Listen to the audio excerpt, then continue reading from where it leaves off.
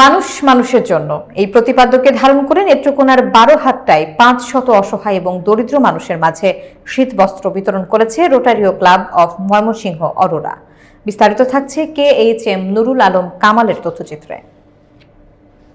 শুক্রবার বিকেল 3টায় 12হাট্টা উপজেলার চিরাম ইউনিয়ন উচ্চ বিদ্যালয় প্রাঙ্গণে রোটারিও ক্লাব অফ ময়মনসিংহ অরোরার উদ্যোগে শীত বস্ত্র বিতরণ করা হয়েছে।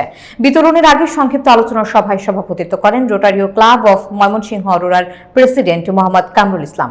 আলোচনা সভায় প্রধান অতিথি ছিলেন 12হাট্টা উপজেলা বিএনপির আহ্বায়ক মোস্তাক আহমেদ। বিশেষ অতিথি হিসেবে বক্তব্য দেন বাংলাদেশ কৃষি বিশ্ববিদ্যালয়ের উপ registrar doctor AKM Mahbubur Rashid গোলাপ। এছাড়াও বক্তব্য রাখেন রোটারিয়ান মাহমুদুল হক খান, মুজিবুল হক মামুন, সাংবাদিক M মোখলেসুর রহমান খান এবং চিরাম ইউনিয়ন বিএনপির সাবেক সভাপতি জহিরুল ইসলাম। শীতবস্ত্র বিতরণ অনুষ্ঠানে স্থানীয় গণ্যমান্য ব্যক্তিবর্গ সহ অসংখ্য মানুষ উপস্থিত ছিলেন। এই যে সুন্দরভাবে এটা অনুষ্ঠানটা সম্পন্ন করা আপনারা